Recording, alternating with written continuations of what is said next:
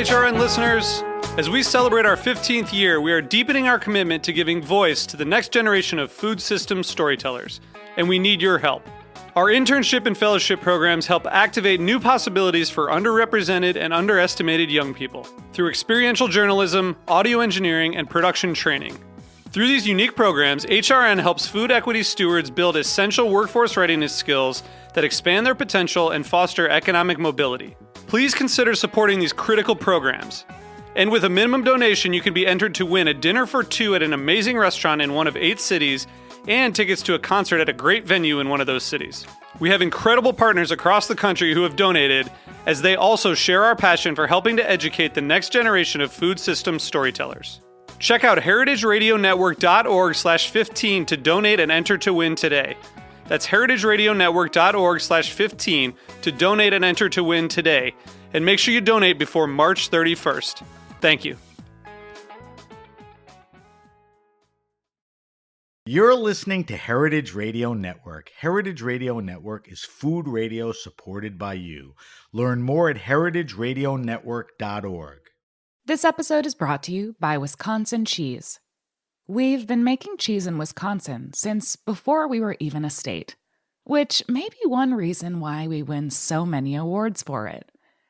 It's what happens when a whole state dreams in cheese. Find your next favorite cheese at wisconsincheese.com.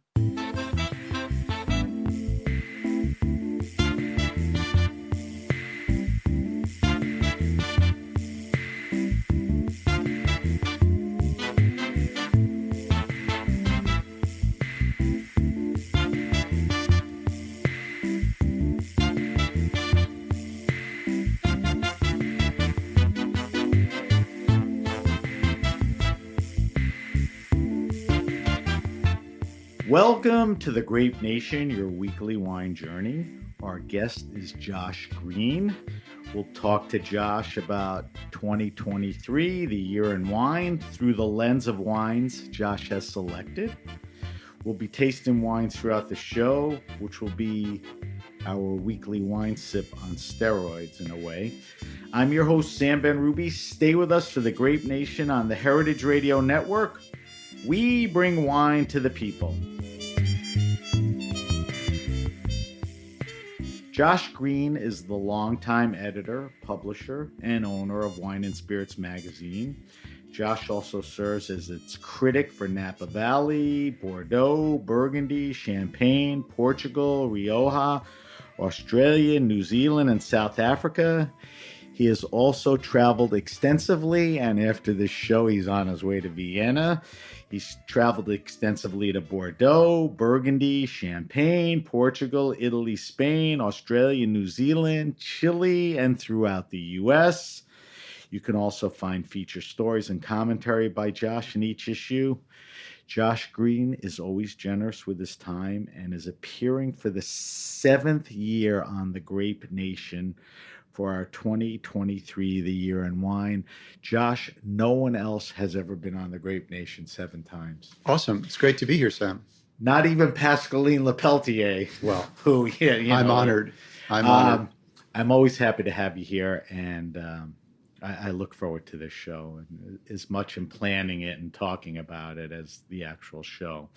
So I mentioned in the intro, this is our 7th year of Josh and I doing this. I started the show, I think, in 2016 in September, and I met Josh through Laura Catena at a Catena wine tasting. Laura introduced me to Josh, and, you know, I just started the podcast, and on a whim, I said, Josh, I'm doing this podcast, you know, would you come on? And he was able to come on in December.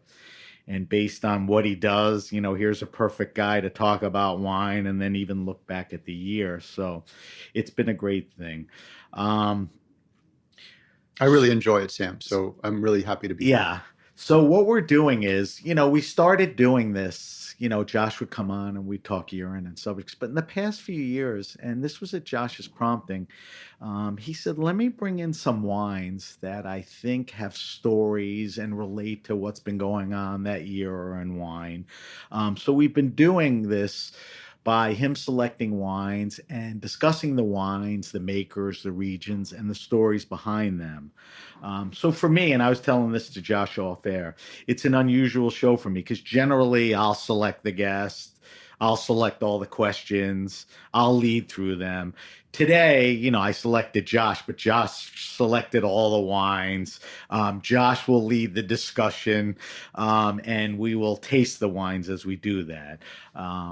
So that's the setup. Before we taste the wines, are there any storylines or anything from the past year of significance, that got a proper amount of ink or was written about over and over? Well, I feel like the storyline for this year and for the last few years has been climate change in vineyards. And that's what we've been covering so much of. And like our latest issue has 3 stories about effects of climate change and how people are battling climate change in vineyards.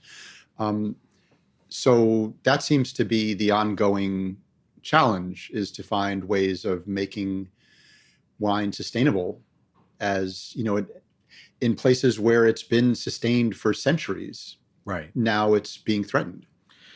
So I knew you were going to say that, and it makes total sense. If you've been covering that for years, I guess evolution is a bad thing with climate change, but how has the coverage changed?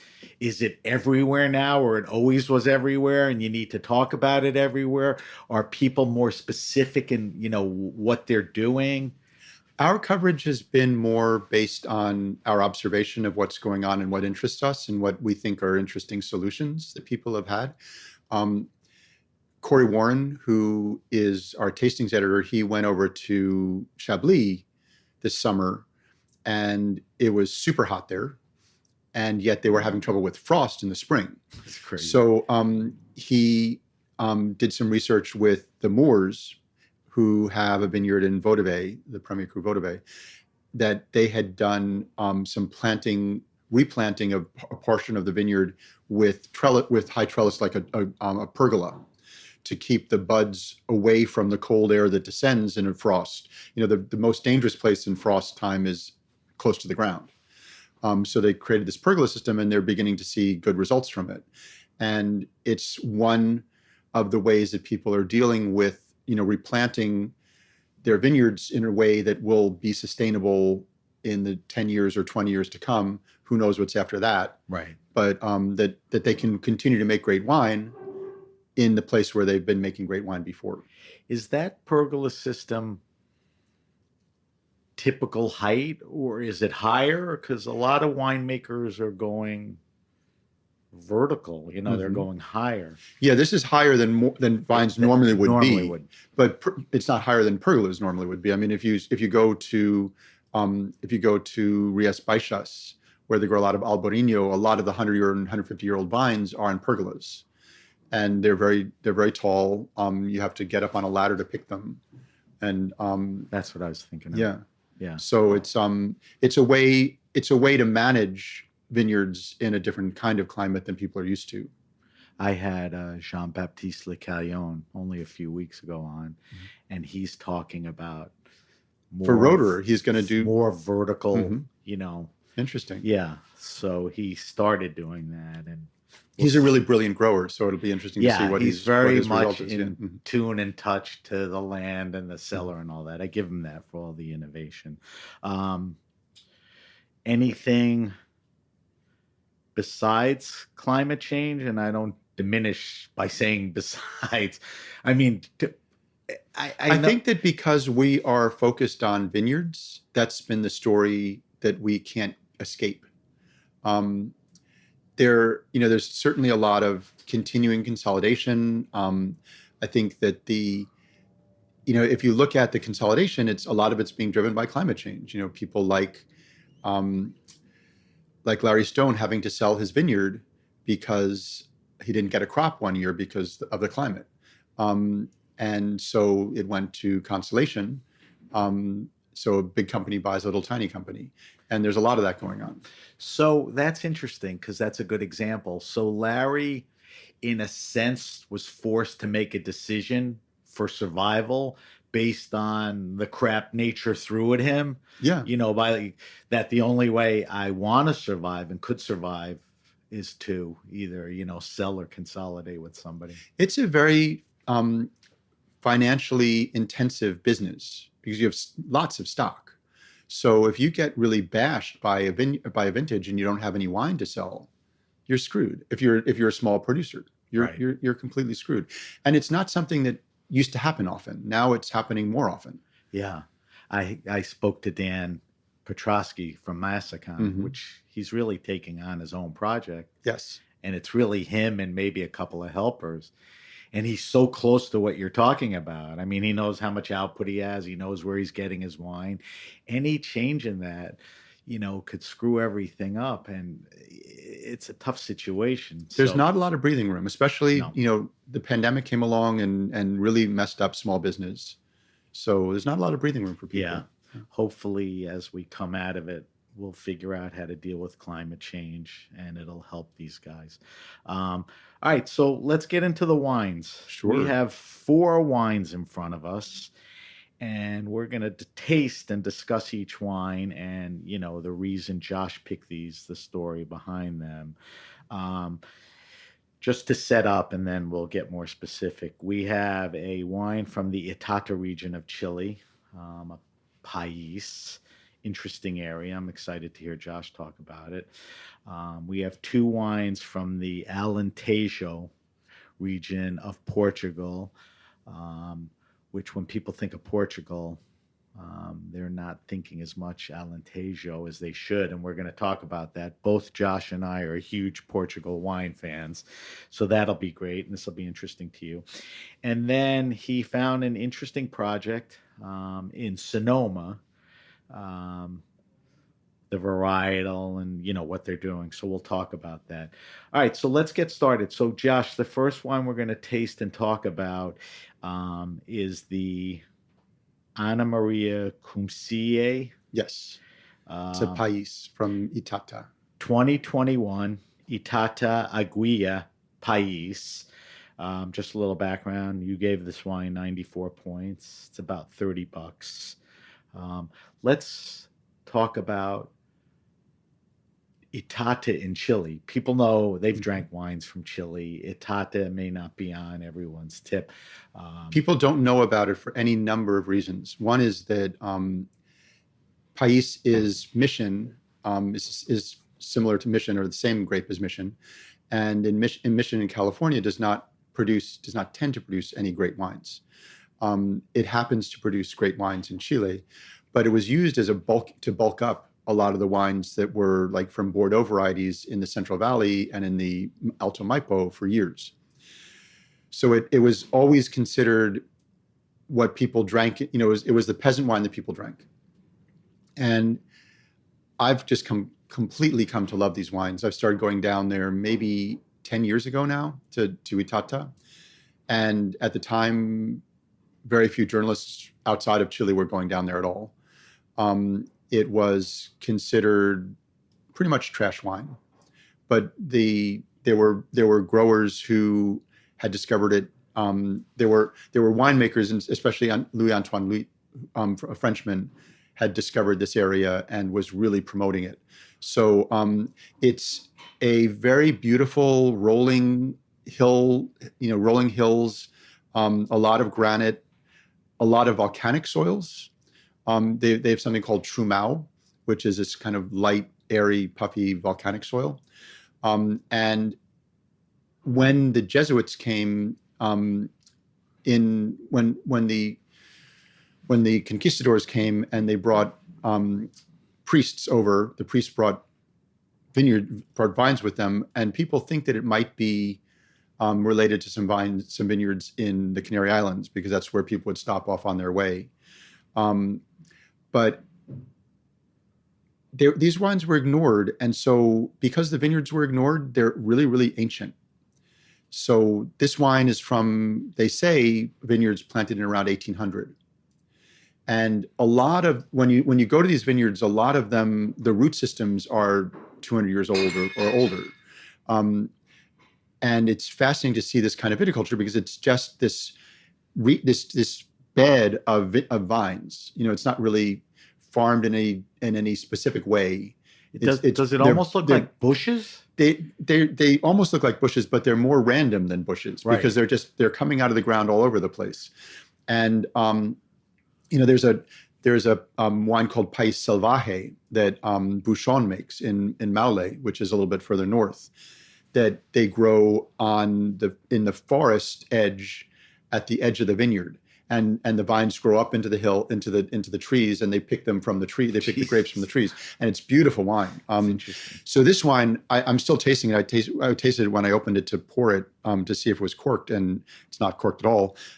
This wine just has the longest fragrant character that I love this wine. It's delicate.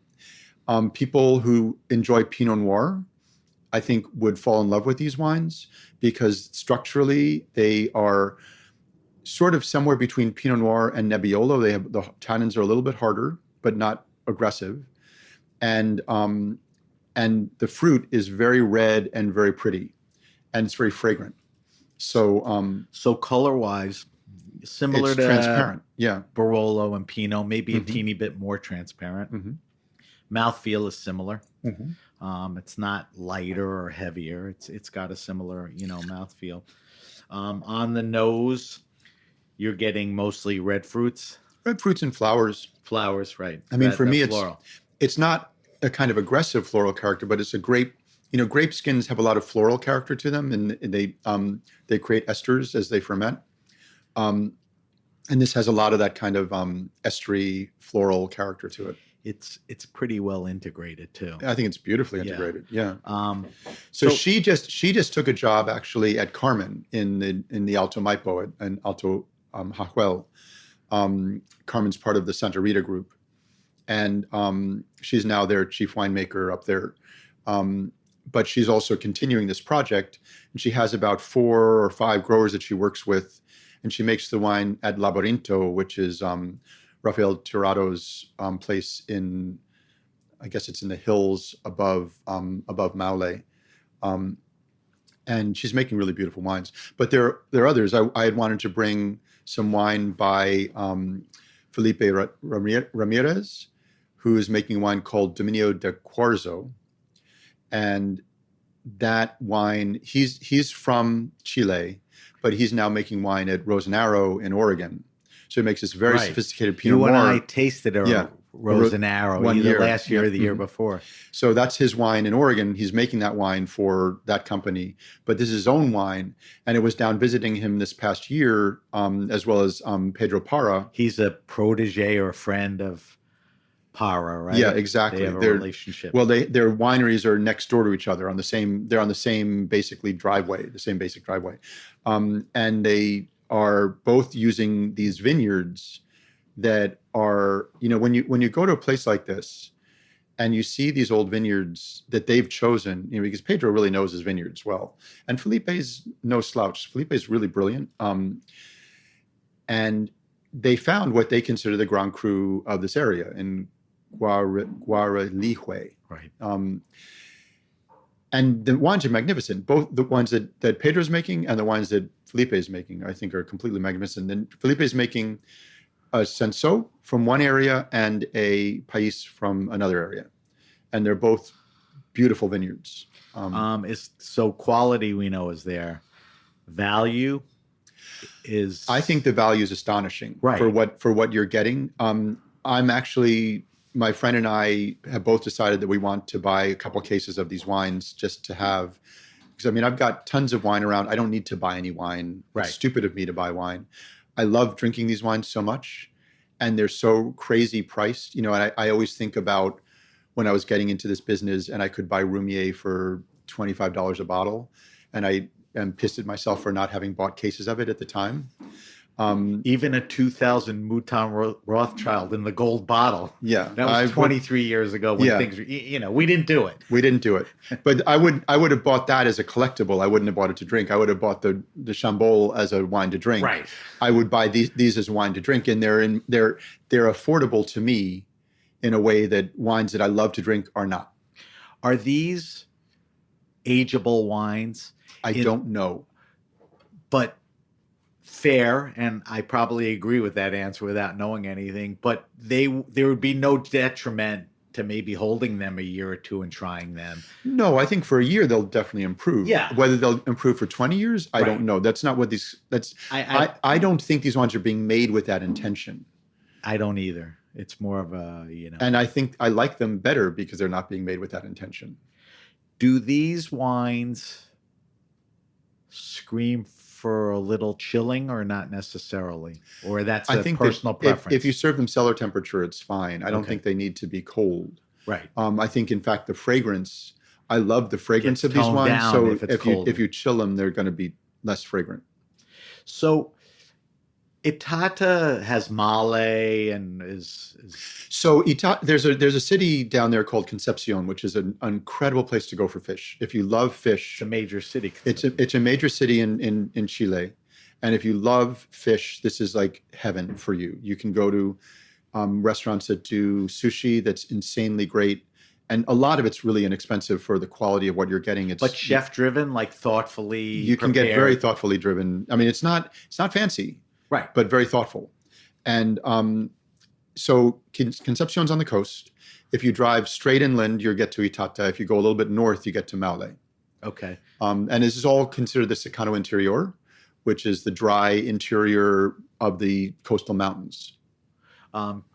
So my understanding is it's about 60, 70 miles north to south, I read somewhere. Does that sound right? Or it Possibly. seems bigger? Possibly. It's all, I mean. Is it the centralish part of the country? I think that towards the central west? I think Santiago is considered the center. Okay. So everything when you go north of Santiago, you begin to get into desert. You get to Aconcagua first, and then beyond that, you get to La Serena, and you get into desert beyond that, and it's all desert above that. And then below Santiago, you've got the Central Valley down to Maule. That's all considered Central Valley, and below Maule is considered the south. Got it. And in the areas we talked about, climate, soils, do they vary much, or they're pretty much in the Itata region? They do vary. And if you're close to the coast, you're getting a lot more rain. If you're inland, you're getting it's much drier, and depends on where you are in relation to the coast and the mountains there. But also the soils, as I said, there's a lot of granite. I believe there's some schist, but there's also this trumao, which I think is, I went to. Is that on the top? It's on the surface, definitely, but it's very deep. It is. So there was a vineyard that I went to just straight west of Concepcion, that they had rabbit warrens all through their vineyard, because the soil was so fluffy, the rabbits just went all the way down, like 6 feet, 7 feet down into these warrens. That's interesting. So in Itata, Pais and Sanso are famous, or prominent there. Mm-hmm. Are they starting to plant other things? Well, they have other things planted. So Sanso came in as a grape to enrich the Pais I think in the early 20th century. But I tasted a Cabernet from Ranquil last week. There was a Chilean event here in the city, and Morandé is making a Cabernet from part of Itata. That the vines are, I think, 100 years old. Wow. And it was beautiful wine. Wow. Yeah. I'm curious to taste and it. There's also Semillon down there. There's a lot of different varieties down there, but Pais is really, when you look at these ancient vines, that's what you're seeing mostly as Pais. So that is the Ana Marie Cumcier 2021 Itata Aguilla Pais. Mm-hmm. It's beautiful. Josh originally wanted to even do, some comparisons, two makers with Pais and Cinzo, Domaine del Quarzo, which you mentioned, mm-hmm. is Felipe Ramirez, and some other wines. All right, so let's move along. And I would say that I was frustrated in terms of trying to get the wines here. Yeah, so we talked about that. I asked about your intentions were set, and the reality of what you can get is a whole different story. Yeah, I was going to bring. Basically, I was down in Uruguay this spring, and then went to Chile, And I tried to bring some Uruguay wines, and the 3 wines I tried to bring from Uruguay, they're not being imported now. They were being imported, now they're not being imported. So supply issues are huge right now, especially for small production wines like this that are that don't have a lot of distribution. So it's really, I couldn't even get them from to my office in time for this, and that usually any of these other wines you can get immediately. What was interesting to me is when I saw Uruguay, I had traveled to Uruguay, and obviously you drink a lot of Tanat, and you go to some really small producers and some of the bigger ones, and some of the bigger ones are like they're like Opus, these wineries. But it was interesting for me to see that you selected an orange wine from Uruguay. It's just, Santiago Decas is making these wines, Bizarro Extravaganza. They've got these crazy labels. He's got an Amphora Tanat, and he's got a orange wine that's, I think, very beautiful. And I'm not a big fan of most orange wines. They're a little too natty for me. But I think that wine is gorgeous. But it's not available in the States anymore. that stinks. So it's really there's these experimental wines from countries that don't have the traction yet. You can get orange wines from Italy very easily because Italian wines have a presence here. They have a restaurant, a body of restaurants that will sell them. But they also have some prominent makers, Radicon and Gravner and all those guys. Yeah. But Decas is a prominent maker in Uruguay. Yeah. He's not a small producer. And they've got financing behind them. And I was just disappointed that wine or I tried to get the barrelless Tanat from another producer, and I couldn't get that. That's not available anymore. So is the story that they're having trouble getting importers? No, I think it's a traction issue. I think that it's this market, as I said before, is really more and more dominated by big companies. It's a consolidation issue. And when you have small producers, small artisan producers making wines in a foreign country that doesn't have a lot of presence in this market, it's a lot of work to get those wines distributed. So, wine like this wine from Ana Maria it's got a good distributor, but whether you can actually get the wine, because whether they're actually doing anything with it is another question. Right. So there's distribution. It's a matter of what they're doing with it. Distribution is really expensive, and it's harder and harder right now. Another interesting thing was I had Isabelle Legeron on from Raw Wine. Sure. And she has spent a significant amount of time in Chile and in Male and those areas. And she has a lot of those wineries on board, and they're at the Raw Wine festivals, and she's been a champion for them. And she understands what you said. I mean, they're at the beginning of trying to, get the visibility they deserve. They need to be introduced to people. Yeah. And I think that there's such a great restaurant opportunity. There's such beautiful wines with food that I think Soms are getting lazy. No, I think Soms are into them. I know. No, I see more Pais on wine lists than I've ever seen before. So it's I think there are a lot of new Soms, and they have a different attitude about their job. But I don't think that it's a matter of them being lazy. I think I see a lot more Pais on wine lists now than I ever did before. Glad to hear that. I think they're getting lazy in other stuff, but that's a different story. Okay. All right, we're gonna move. Can we shut the lid on? Sure. All right. So that was great. Thank you for discussing and introducing our listeners to Chile and Itada. I think you're right. I think there's a lot of great wines and great values. So Itada, Itata, from Chile, look out for that. We're going to move along to another interesting region. We're going to jump to Portugal. Portugal is known for their ports. They're known for their Douro Valley wines, their whites. But we're going to talk about a region of Portugal called Alentejo. And Josh, when you look at the map of Portugal, where's Alentejo? So it's directly east of Lisbon. Okay. And it's about 1/3 of the country. And it's a very diverse region. We're really looking at wines from the north. Okay. This is about this wine grape that has found its home in Alentejo. Alicante Boucher. You get Alicante Boucher. It was developed in France as a cross.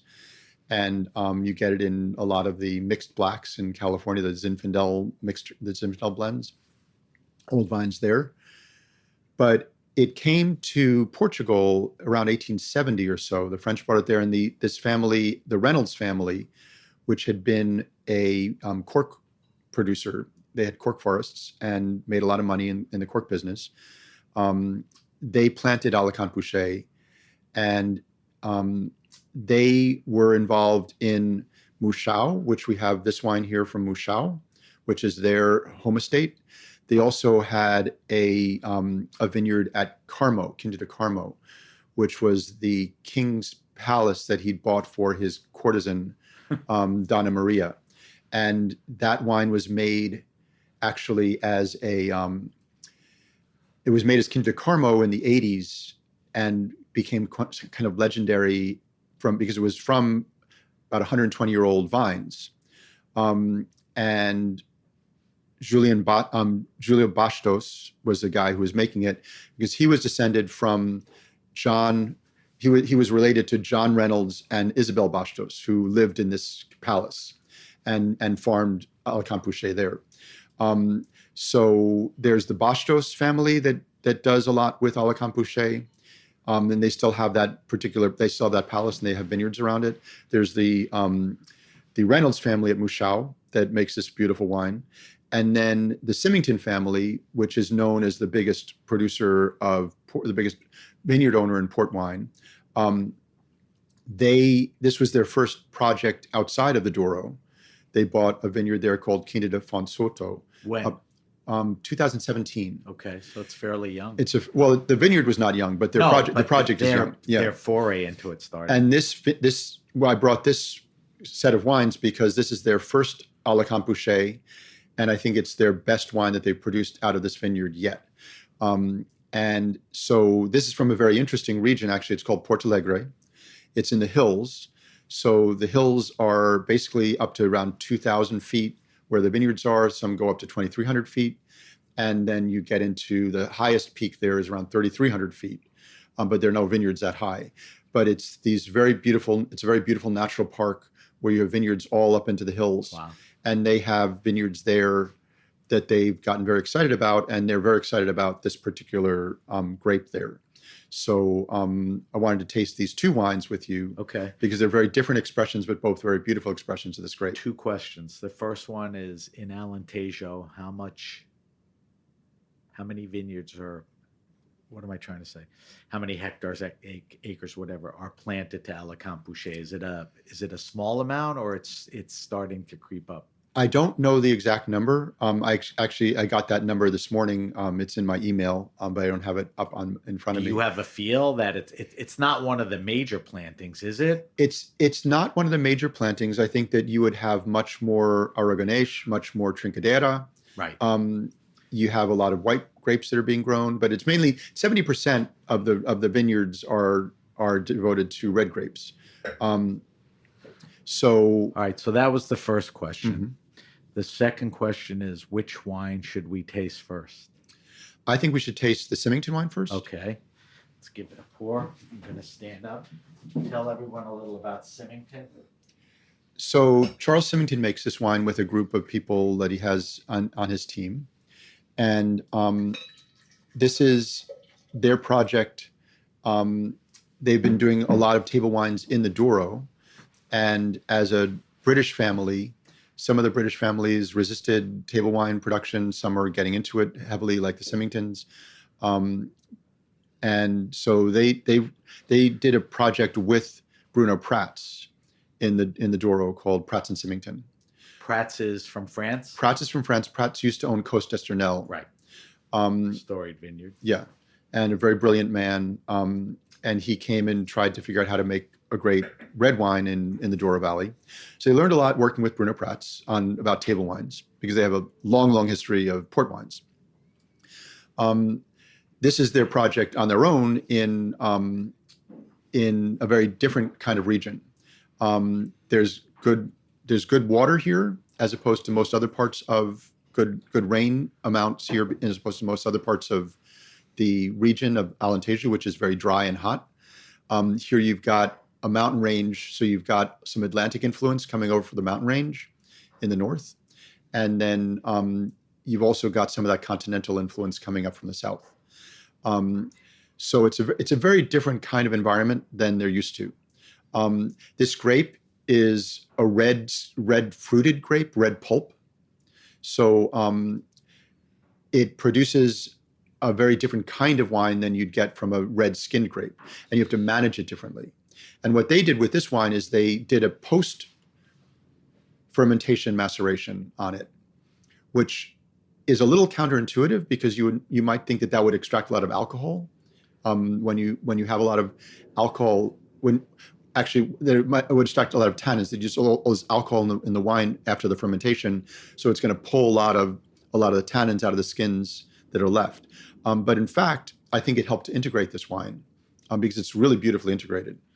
Now, before we taste it, Alicante Bouschet, you mentioned to me off air, is a good varietal looking at climate change in front of you. Did you reference that?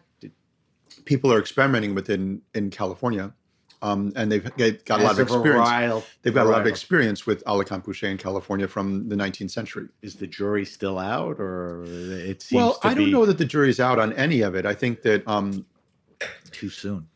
The climate is going to change in ways that we can't predict. Right.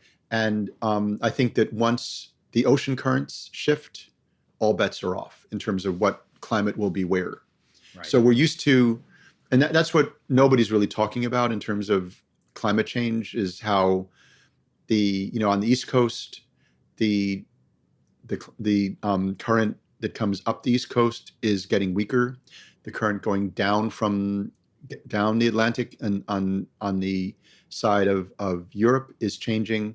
The currents are going to change as the polar ice caps melt. The currents are going to change in terms of their strength and their direction, or could. So nobody really knows what's going to happen. And so, is it the right grape? Who knows? Right. I think diversity is the key. Diversity and experimentation, certainly. All right, so let's do a quick evaluation of this wine. It's a pretty deep, dark, brooding wine, right? Yes, as opposed to the wine we had before, This is completely opaque in the glass. Yeah, it's opaque. Let's go to the nose. Dark fruits. Yes. I love the wine. The way this wine smells. Some people think that it's got a little bit of dried fruit, but I get this very bright cherry character to it. Very lifted by the alcohol. Yes. But to me, the alcohol is beautifully integrated in this wine, and I don't experience heat on the wine. There is no heat, and there is an alcohol element to the nose that works well. The mouthfeel is pretty big, right? It's a big wine, but it's not harsh. Mm-mm. That's one of the things that I really love about this wine, is that it's so integrated, and so it's mouth-watering. With a lot of wines of this scale, they're not mouth-watering, and this wine actually makes my mouth water. When you say mouth-watering, does that point to being savory or not necessarily? Savory and fresh. Right, there is a freshness to it. There's a teeny bit of reductive quality to it. Yeah. And I think this, when you asked about whether Pais would be a wine to age, this is a wine to age. Right. I mean, these are, one of the reasons I wanted to bring the Mouchao was because that's a young vintage of Mouchao. It's 2015. But I've had vintages of Mouchao that are 40 or 50 years old that are absolutely gorgeous. And these Alicante Bouschet does, from this particular area of the world, it makes a great wine that ages. And it's counterintuitive because in France, the French got involved in this area. They bought a part of Carmo from Giulio Bastos. And he did a partnership with Domaine Lafite Rothschild in the late 80s. And they came in and they thought, this variety in France is garbage. So it couldn't be interesting here in Portugal. We don't understand why it's interesting here in Portugal. And they convinced him in the end to pull out his 120-year-old vines. Oh, boy. And it's one of the great tragedies in Portugal. I mean, it just because these were classic wines that he was making, and then they pulled out in the end in the about 10 years later, or maybe a little longer actually than that. And then he ended up selling the project to Bacalhau Group. So he no longer has the name Carmo, but he has his own vineyards, which are old, and he's got his own name, Donna Maria. But this is considered garbage in France, and in California, it was considered a good grape for prohibition because you could ship it easily, and it was a good home winemaker grape. But nowhere in the world that I know of makes Alicante Bouschet at this level. That's what I was going to say. So it has ageability, the quality is there. So the grape has an ability to age if made properly. Yeah, absolutely. Okay. It's proven ability. Yeah. Yeah, you could see by, the way it drinks and looks and all of that. All right, so that's an interesting project. We're going to move to the Moncheo. Is that how you pronounce it? No, it's Mouchao. Mouchao. Mm-hmm. The wire is in front of the U. Mouchao, Moucha. A with the tilde. With the tilde O. Mm-hmm. Now, are the Reynolds British? Yes. Okay. Certainly not. And they've owned this property. They planted this property in the 1800s, and they still own the property. All right, I'm going to pour this. They actually lost the property to right after the revolution in Portugal. There was a lot of communist activity it went from being a fascist country to much more communist, much more left-wing. Right. And there was a lot of communist activity in the Alentejo, and they took over a lot of the old haciendas, including Mouchao. And their grapes, their really old vines did not survive that. But they have old vines still. They have some old vines still that are I think it's about 60 or 70 years old. And it's still the same property.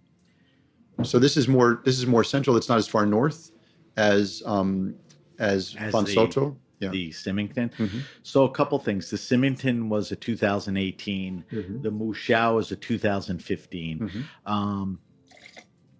Are those a couple of back vintages or typically? No, these are current releases. Okay, so why are they current releases? They keep them in the bottle or barrel in both? So the Mouchao is made in big vats, very large vats, and it's Portuguese oak, Macacaúba, and mahogany. What's Macacaúba? It is a Brazilian wood that's a kind of a rare Brazilian wood. Where they make vessels to store? Yeah, they store these in those three. The varieties of wood used to make these big vats are those three varieties of wood. And so it's not in small barrel. And then they put it into bottle for a while. So it's been aged in vats for several years and then in bottle for several years before it's released. They don't sell a lot of it. So it's not like, we had tasted the 2013 most recently, and now the 2015 is the current release. Jeez. And it needs time. So this wine is a baby at 8 years old, it's still a baby. So 2013, it's in the market now, you open it. When would be a good window for this? Wait another 3-4 years? I opened a bottle of their 87 Dom Raphael, which is their second wine and considered the secondary production. I opened that about 5 years ago and it was in prime condition. Really? So that would have been what? Probably a 30-year-old wine. Is that right? Or a little under? Yeah. 27, 20. Mm-hmm. Yeah, right there. Yeah. That's crazy. And that's their second wine. So these wines live to be 40, 50 years old, no problem. All right, so let's taste this, and we'll talk about it more. Again, the color, really dark, deep purple, dark brooding. On the nose, this one's a little more floral to me. A little more floral, a little more bright less red. Of that alcohol, but not stating that in a negative way. It's just not an aspect of this nose. And this also has some trincadera in it. So I think that's what's driving some of the floral aspects of it, and that red and the red fruit. What percentage do you think? I think it's about 15%. Okay. Not much, but I think it's about 15%. All right, let's give it let's throw it over the tongue.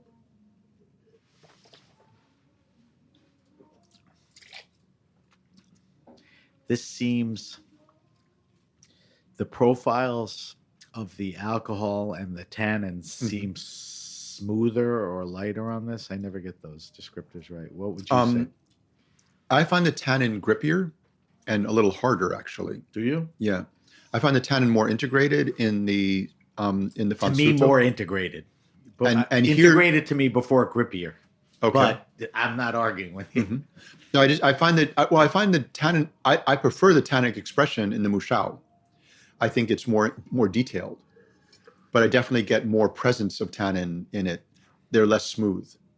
For me, they're less smooth. They're more detailed and they're more. I don't find them aggressive. No, but I find them harder edged and.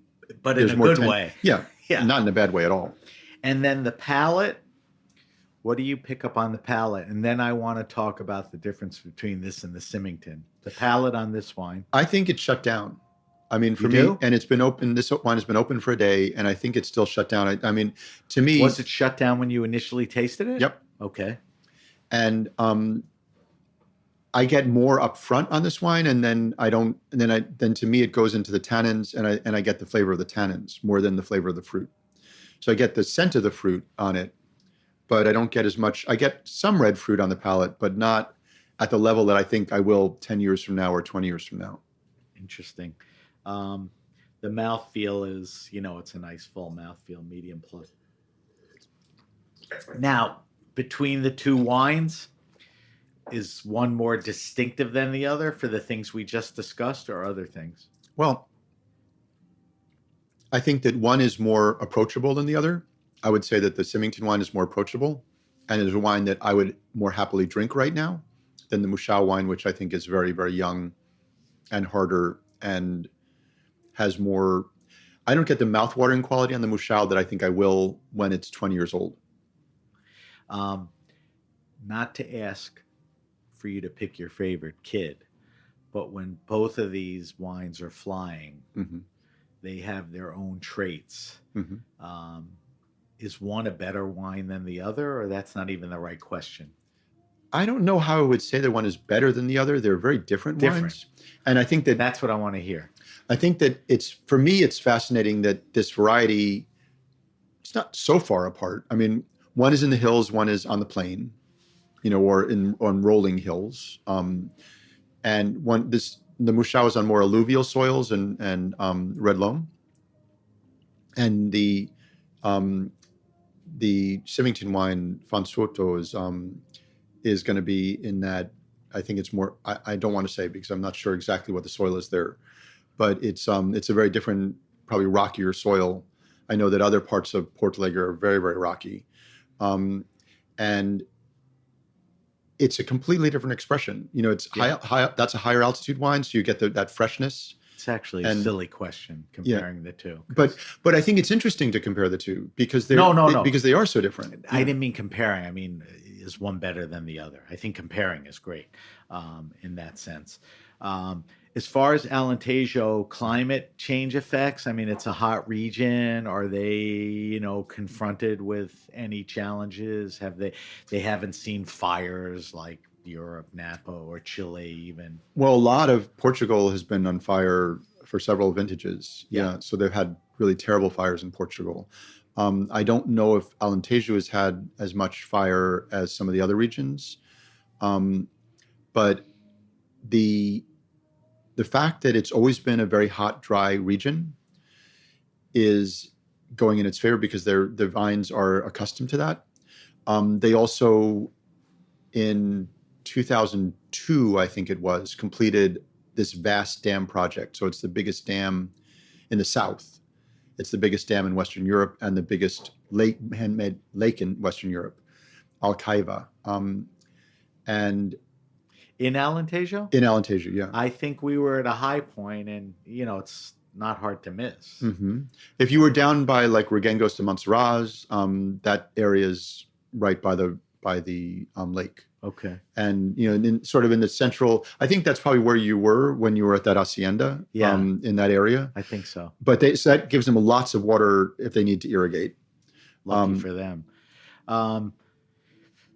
So when we were talking about Chile, it's been tough to get some of the wines into the States for various reasons, which we discussed. Is Alentejo gonna fall prey to those same problems, or they've been here a little longer and they're coming in easier? Because the wines are wonderful and we want people to drink them. I think it depends on the wine itself, the specific product, and it depends on the welcoming of the market for a small artisan producer. So we tried to get a wine that I wanted to show some people this wine called Estremas, which is grown in rocky marble right outside of Estremoz, outside the Estremoz wall. And we couldn't. It's not in this country, and it's the best wine that João Portugal Ramos makes. He makes a lot of different wines. A lot of his wines are in the country. That one is not. Mouchao was not in the country on and off for a long time. Now it's in the country. It just moved to a new distributor, and so it may get more focus and attention.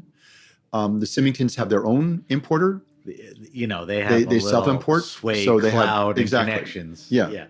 But which is good too, because absolutely, if they're making good the wine, varietal, the region, they'll help promote that. No question. And like you said, they're making good wine, which is obviously why you selected as one of them.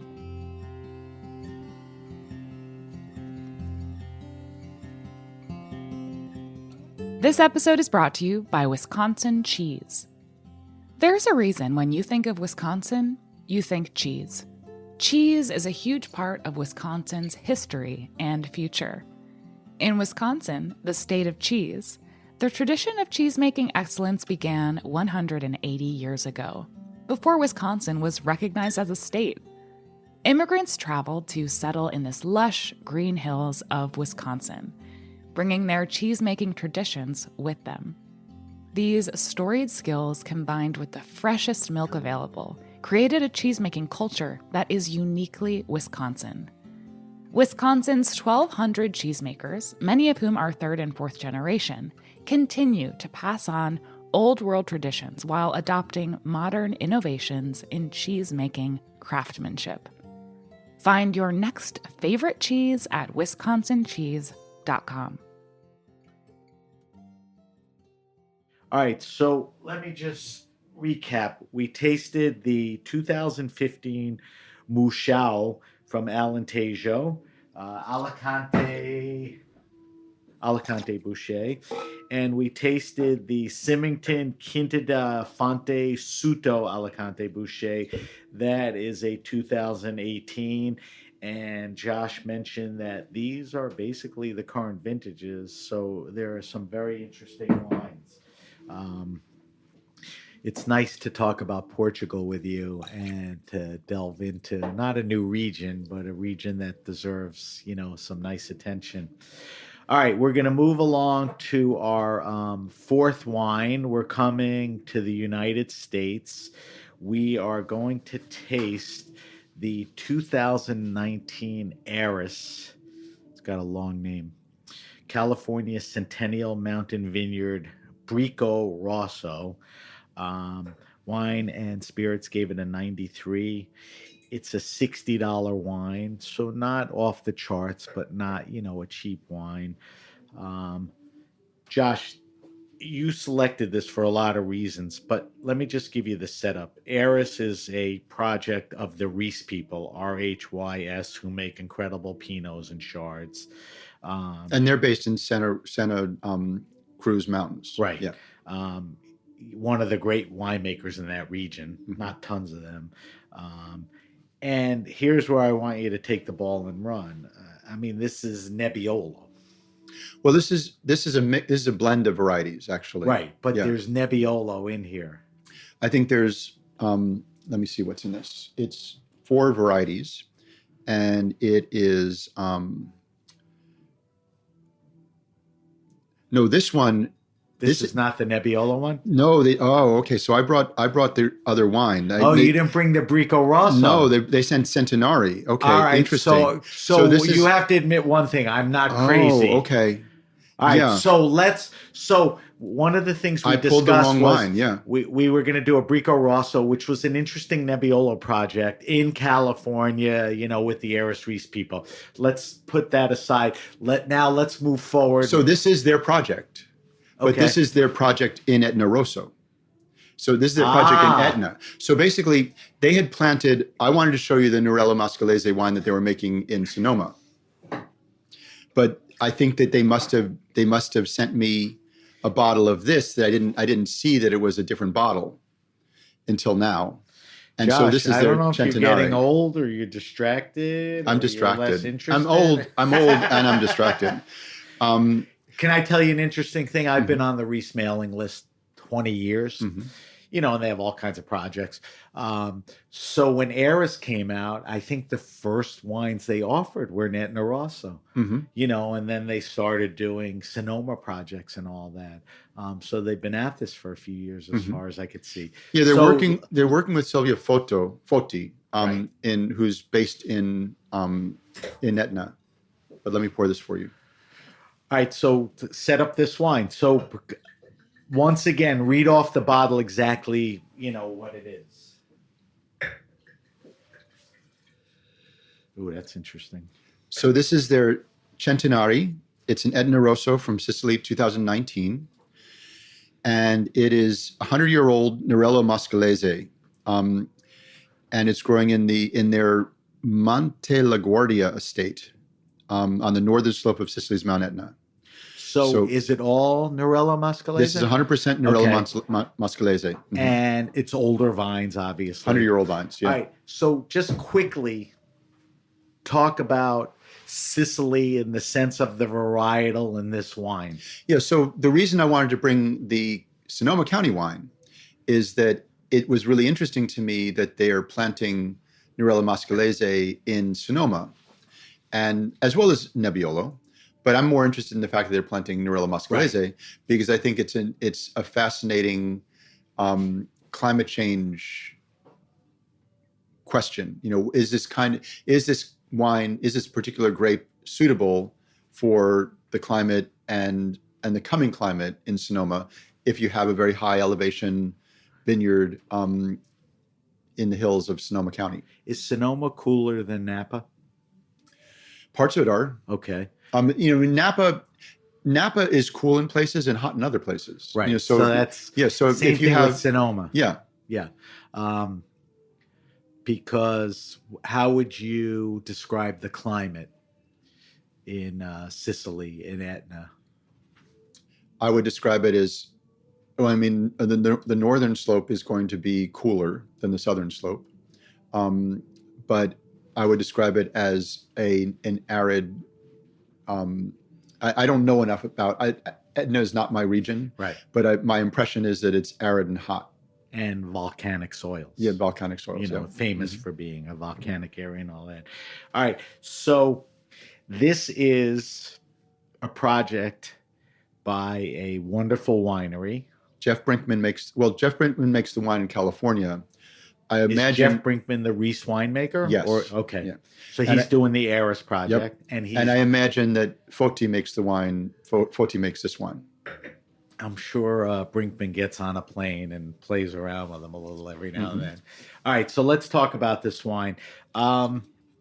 Nice purple, a little more translucent, but nice, pretty deep translucent purple. I think this is more delicate than the California wine I was going to bring, which was richer. I would guess. Yep. I would guess it's it's almost like one of the richer Pinot Noir colors. How about on the nose? Different nose than anything we've tasted. Very mushroomy to me. Is it earthy and mushroomy to you? And a lot of dark fruit. A lot of dark fruit. More like it's not to prune, but it's very ripe and dark. On the palate, it's ripe. Yep.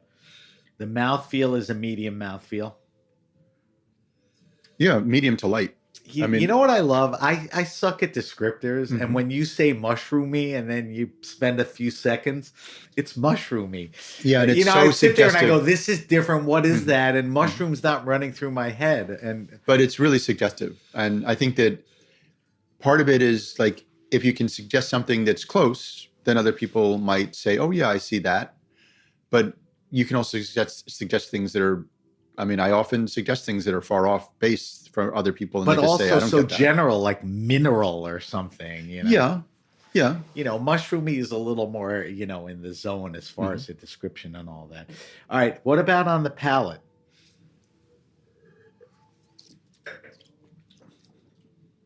There's a savory quality to it. It's definitely savory, and volcanic wines definitely have a textural aspect to the tannins that's different from most other wines. Explain that. Explain what that means and why. Is it the volcanic soil? Is it the climate? I'm sure the climate has something to do with it. I think that the soil, volcanic soils would probably feed the vines in a certain way that other soils don't. So you're getting certain nutrients and not other nutrients in a volcanic soil. And I don't know enough about plant physiology to be able to say why volcanic soils would give me this impression of a very dry tannin, a very austere tannin. But I tend to get that if I taste a Canary Islands wine, Right. if I taste an Etna wine. I like that austerity. Yeah. To me, it's a particular kind of structural aspect that I associate with volcanic wines, especially volcanic island wines. So one of the interesting things about this wine is that, like I said earlier, it's a cool winemaker, Reese, that started a project and really literally went out of their regional zone. I wouldn't say comfort zone. No, their comfort zone, definitely. Yeah. Probably. I mean, they started it for Nebbiolo, and then they ended up looking at Nerello Mascalese as well. So are they doing anything in the Piedmont area with Nebbiolo as they're doing in Etna? I think that they are. Okay. I mean, they have a winemaker. They're working with a winemaker from Piedmont. Let me just check to see who that is, because I'm pretty sure they're working with a winemaker from Piedmont as well. Josh, do we know the approximate retail value? Gianpiero Romana from Piedmont to plant Nebbiolo. Okay. Yeah.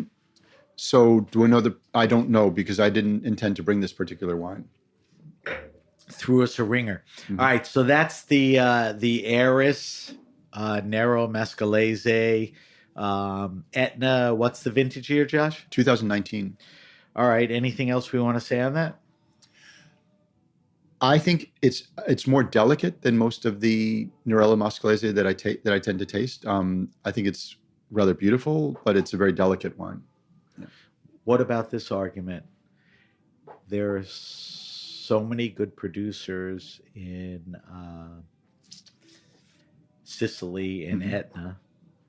Why should I drink this? It's a good question. I think it's a beautiful Bunch of wine. California guys that. Well, this is, I mean, Foti is not Californian. He's from Etna. So that's part one of the answer. They went over there with a guy who knows the area. I think that if you are, first of all, you've got very old vines. So, and you've got other Americans working over there. Marco de Grazia, you got people working over there Been there for years. Yeah. I think all the boxes are checked. The varietal, the vineyards, 100-year-old vines, the winemaker. I think Eris and Reese sort of have great chops. Absolutely. And I also think that if you are tasting their wine that I was intending to bring, their blend, their Brico Rosso, that this would be an interesting corollary to it. Right. Which is probably why they sent it to me. They're probably the other bottle, the Brico Rosso bottle, is probably in my office still sitting in the box that they sent. Well, here's what I want you to do. When are you coming back from Vienna? On the 13th. All right. When you come back, I want you to, if you can taste that wine, and just give me a paragraph between the two wines, because I think in our postings we'll mention that. Okay. It would be interesting, because your mind was set on that. We did this. I think that's an interesting, change and all that. Let's see what happens.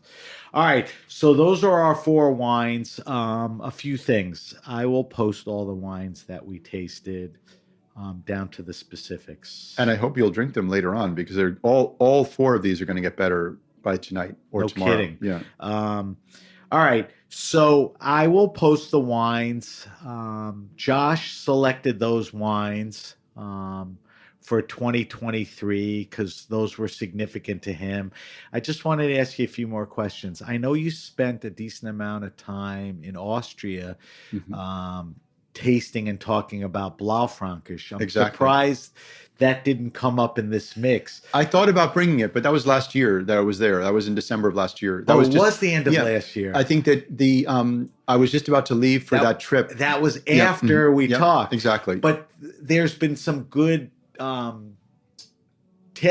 on Blaufränkisch, right? I Yeah. mean, it's definitely something to pay attention to. It's very. I think that for me, it is expressing a Central European gestalt or like mindset or way of. It expresses the Central European character that we don't necessarily think about with red wine. We think about Central Europe for white wine, for Riesling, and for Gruner Veltliner, but it has a depth of. It has a soulful depth that is, I find absolutely fascinating. I couldn't agree more. I mean, when you Gut Ogau and Wassenhaus and all these producers making these, I was at a Blaufränkisch masterclass less than a month ago, and we must have tasted 40 wines. I mean, the diversity, the regions was incredible. Yeah, I mean, we had a wine from Dorley Muir last weekend from Carnuntum.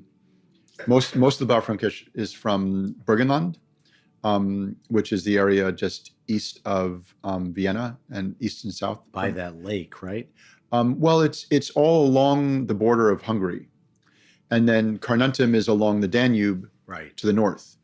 And just it's basically east of Vienna, north of Burgenland. And her Ried Spitzerberg, beautiful wines from Ried Spitzerberg. And some of the wines from Lautzmanberg and from further south that Wachler Wiesler's making, or they're insanely great wines, and they're again undervalued for what they are. I agree with that. So staying on that topic, when we look at 2024, what's on your schedule? What's on your plans? Do you have trips? Like we said, you were in Austria this time last year, a couple of weeks later.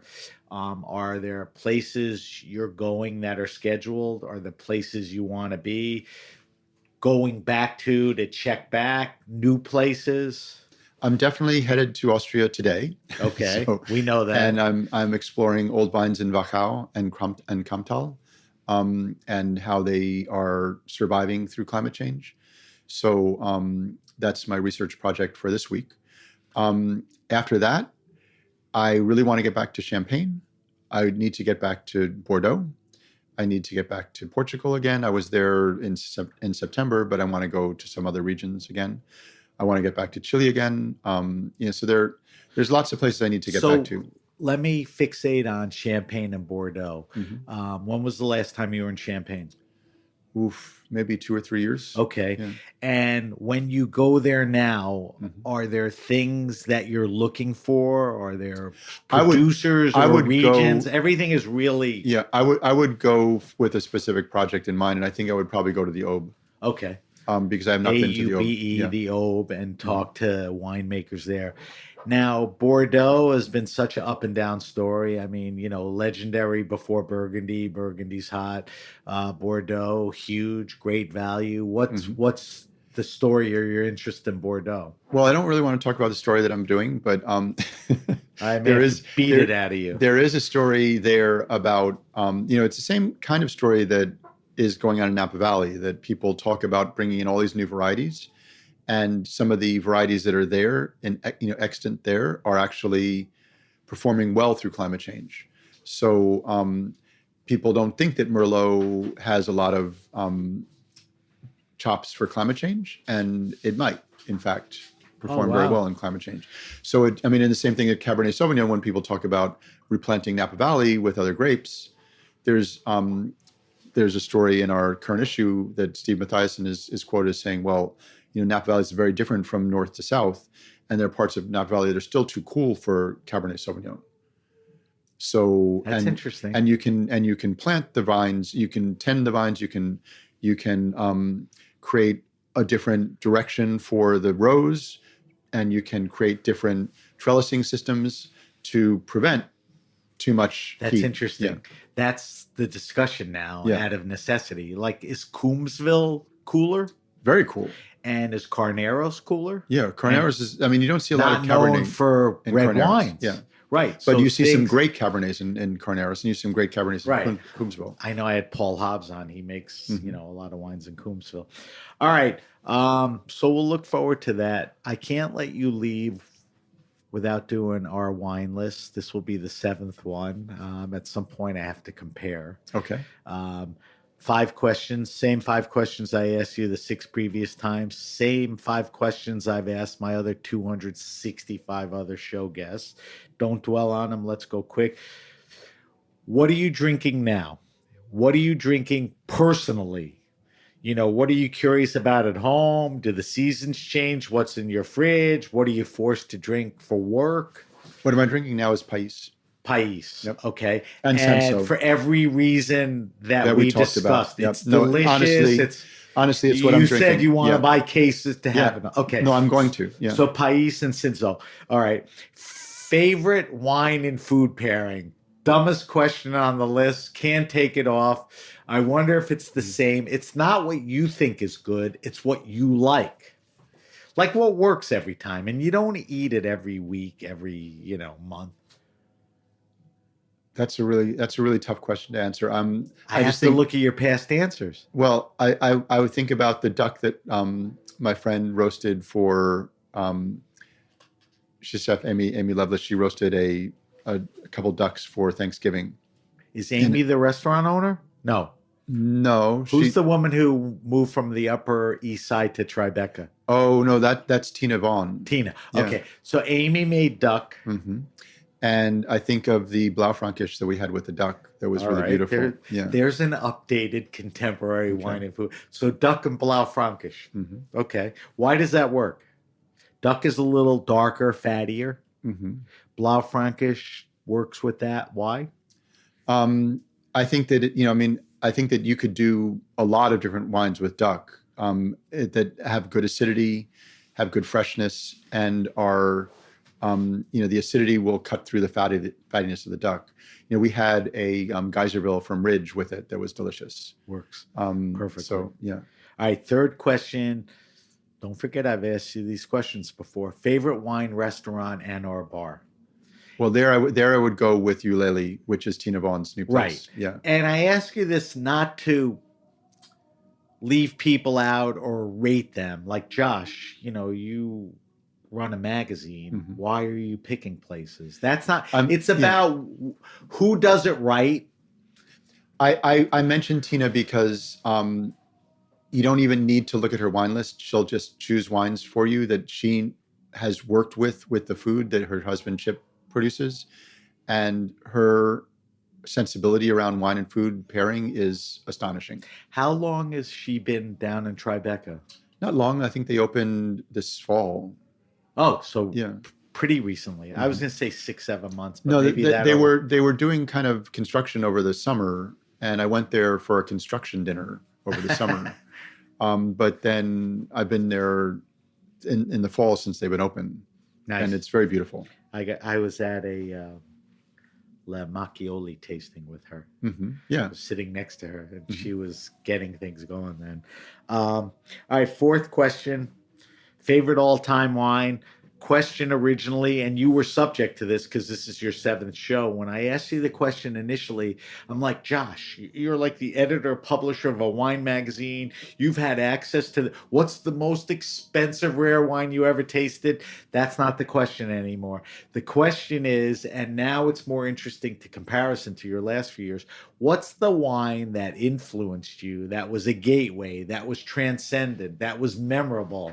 It didn't have to be rare or expensive. It just had to be important. Probably the wine, I would say one of the wines that influenced me the most is that Chambolle Musigny from the 80s. From Roumier? From Roumier, yeah. I think that when I think about wines that I covet his village wine from Chambolle Musigny. And I mean, I covet a lot of wines, but Because he's a great winemaker. It's gotten expensive, but it's still because he's a great grower. And farmer. I mean, yeah, he's a farmer, and he's a really brilliant farmer, and he's a very intuitive farmer. And he grew up that way, and he always has been. And he, now it's kind of ridiculous to say, but I think that he brought his family's wines to a level that's astonishing. That people now are paying fortunes for those wines. Sadly. Yeah. Roumier is at the top of the discussion in the mix of, the best wines in Burgundy. All right, last question. Nobody better than you to answer this. You've devoted your life to sort of solving these type of questions. The question is, best wine around 15, 20, 22 bucks, a red and a white. I always said you can go category, like Muscadet is a pretty good value for white if you get the right producer. Where do you see that? I'm going to guess in the past you've said Portugal. Well, for white wine, I mean, I just drink Viña Verde. I love Viña Verde. So and Viña Verde is getting better and better.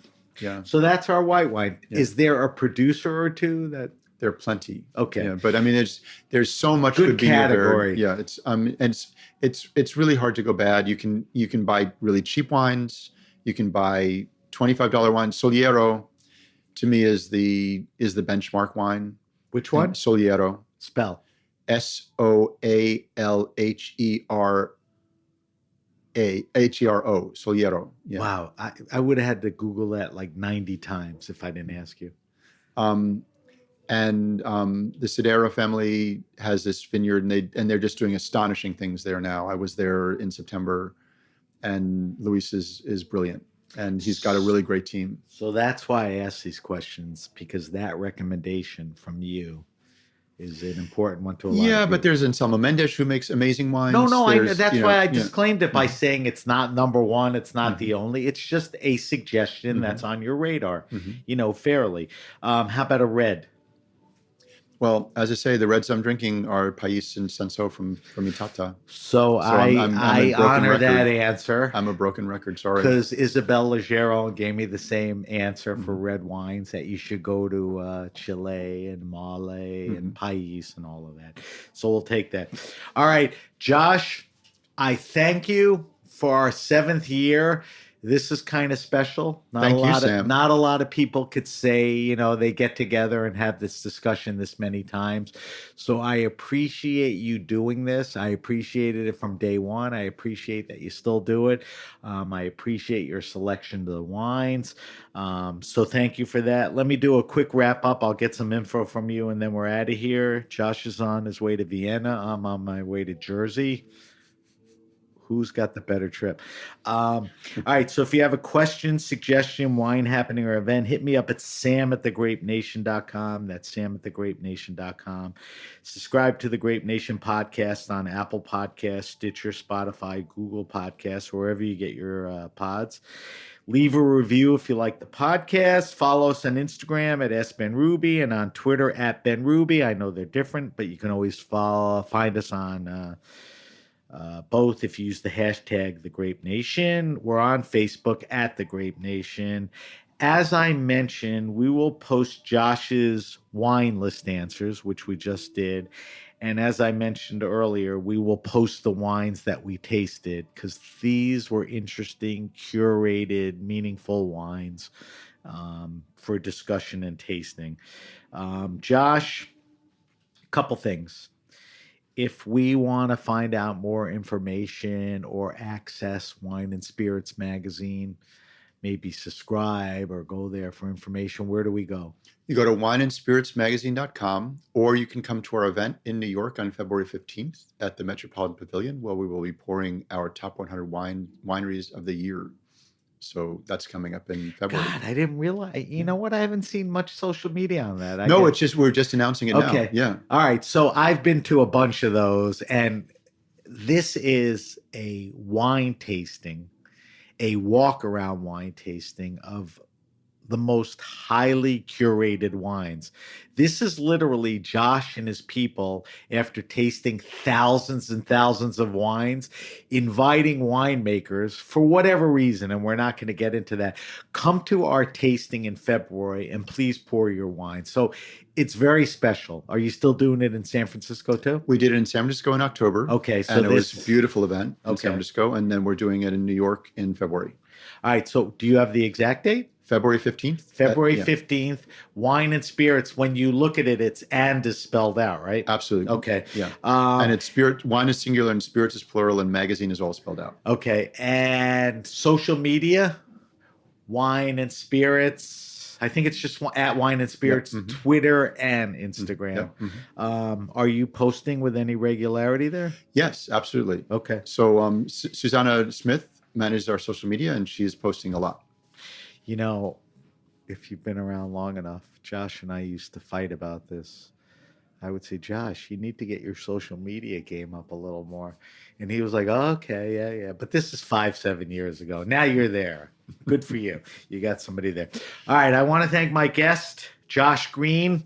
I've thrown all the praise at him already, and thankful to call him a friend, and thankful that he comes here every year. I want to thank our engineer, Armin, and everyone at the Heritage Radio Network. I'm Sam Benrubi, and you've been listening to The Grape Nation. The Grape Nation is powered by Simplecast. Thanks for listening to Heritage Radio Network. Food radio supported by you. Keep in touch at heritageradionetwork.org/subscribe.